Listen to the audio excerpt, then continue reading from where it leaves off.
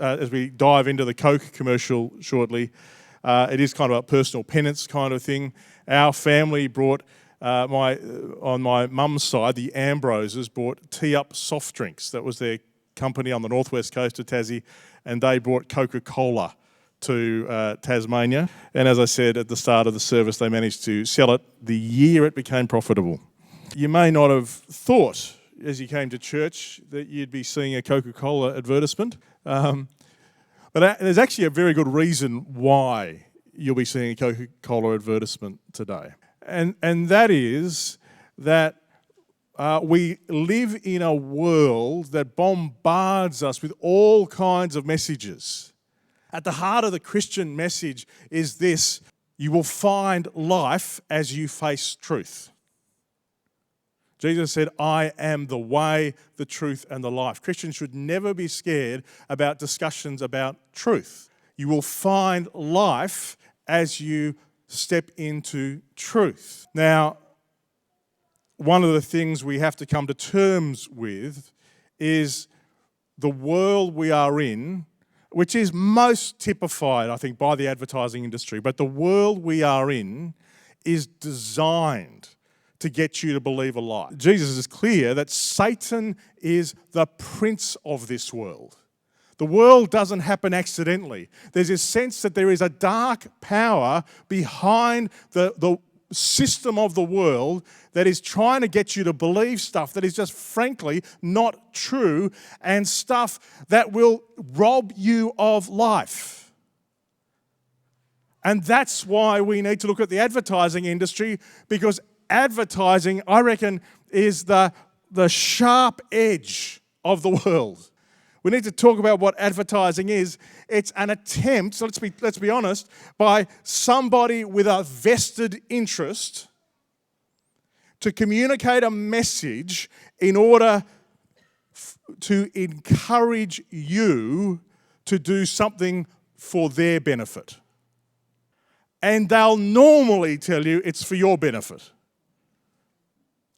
We need to understand the reason billions, and I mean billions of dollars is spent on advertising is because it works. It changes how you think and how you behave. And that's why we want to take these next 4 Sundays to see if we can learn how to think critically about the messages behind the ads. You know that Americans are exposed to between 4,000 and 10,000 ads in a day. We need to learn that advertising is part of our life. The one study I could find from Australia is that Australians see 2,808 ads a day, half of which we pay attention to.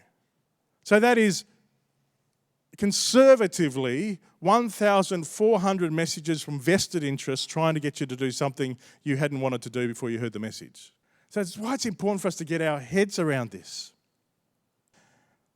Effective advertising, the most effective advertising does 2 things. It identifies a human need, and then it connects a product or a service to that human need. All ads come from somebody with a vested interest trying to get you to purchase or do something for their benefit. And so that is why we need to learn to be wise as serpents and gentle as doves. We need to learn to work out what are the messages we believe, because I don't know how to break the news to you.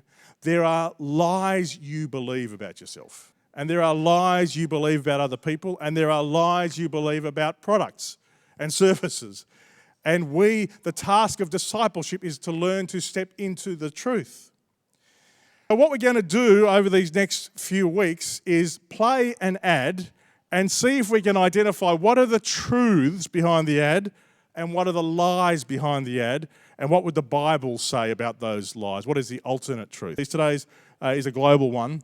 It's the Coca-Cola ad. So brace yourself. And as you watch it, watch critically and understand behind every frame of this ad is a marketing guru trying to sell you something. And notice what they say and what they don't say. So let's watch this ad that tells us the world needs a lot more Santa Clauses.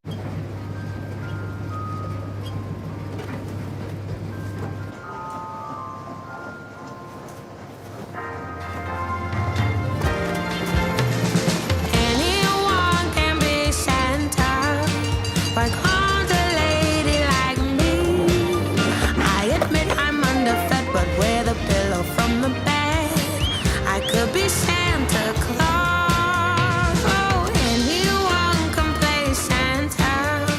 I fantasized it a lot, with his hat upon my head and his suit of Christmas red. I could be Santa Claus, and with his ho ho ho, I'll be going down the chimneys with his sack. And although my curls may be showing, I'll make sure they only see me from the back. Yes, anyone can be Santa. A tantalizing remark. Though his boots are not my size, with a twinkle in my eyes, I could be Santa Claus.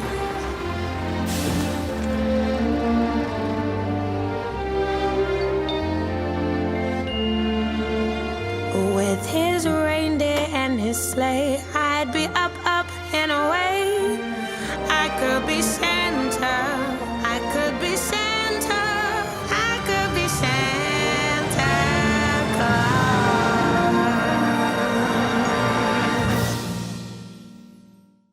There you go. Now, a couple of things to note as we begin to unpack what that is and what are the truths it's trying to tell and what are the lies behind the ad. You'll notice even when the word Coca-Cola isn't in frame, the Coca-Cola colour is in frame. Because marketers know that colours are powerful. And that particular shade of red, particularly if they can put white with it, will evoke Coca-Cola wherever you see it. Do you know that part of the reason Santa wears red and white is because of a early 1900s Christmas advertising campaign by Coca-Cola? Up till that point, Santa sometimes wore red, but he often wore green and all kinds of other colours. But we have red and white Christmas Santa Clauses thanks to Coca-Cola, which is interesting, isn't it? The other thing to note is Coca-Cola on a health kick. They're no longer trying to sell you Coca-Cola, they're trying to sell you Coke Zero. Santa doesn't drink Coca-Cola anymore, which is just something to note. And the frame changes every 5 seconds. We have a limited attention span. Apparently, we as human beings, over the last 50 years, our brains have been rewired to filter out a whole lot of things, and all ads and advertising has got a lot more complicated, and advertisers have to do two things in order to get your attention. They have to either surprise you or entertain you, and they've got to get through that filter, and they know they've only got 5 seconds to get you in. Now, in that ad, there was a whole lot of little micro stories. Did you notice that? There was a whole lot, in any story, there is a sense of attention and a resolution of the tension. But what I asked you to do is to see if you could see in that ad, what were the truths that this ad was trying to tap into, and then we want to unpack what are the things that what are the lies behind it. Let's just start to see some of the answers as they come in. So some of the truths that it's trying to tap into: family, kindness, generosity, holiday spirit, helping others is good, loving others. Coke, what does it say? Coke evokes community. That's interesting, isn't it? That's small actions matter. We're strong. My goal at the end of these 4 weeks is that you will never see an ad the same way again. It's interesting, the words there: kindness, generosity, sharing, family, giving, caring. I am sure a marketing guru went into a boardroom and said, people are feeling isolated and scared. The stuff that's happening in Ukraine, they wouldn't have yet known about what was going to happen in the Middle East. The big truth behind the ad is that people are feeling insecure and they are longing to experience kindness and grace. That this is the big need that the ad is trying to evoke, which is not a bad thing, that to realise that people are wanting kindness and grace and generosity. That's fantastic. What is the lie behind the ad? I think you're right, that the brand Coca-Cola is associated with that kindness and happiness and things we all want. That is the ultimate lie behind it. And the other one is, all that needs to happen for kindness and grace to be, let loose on the world is for all of us to act like Santa Claus. That all we need is everybody to, just be Santa Claus to each other. The kind of cheap grace that Santa typifies when he comes down your chimney, wiggles his nose, and all the presents appear, is completely as fake as Santa is himself. Sorry for anybody, my wife's a bit worried that I said Santa was fake. This is a church, people can cope. There is this lie that we want to buy into, that somehow everything can be made better if somebody wiggles their nose. That grace has no cost.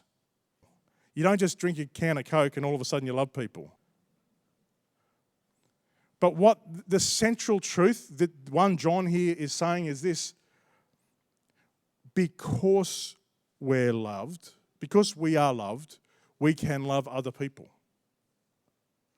The foundation of grace is not cheap. It's not simple. The foundation of grace is the foundation of a cross.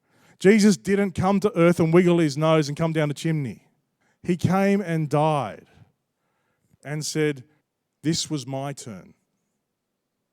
And as the Father sends me, so I send you." We don't need a whole lot more Santa Clauses, because Santa Claus doesn't produce anything of lasting value. What we do need is people who are willing to pay the real price of grace and connection.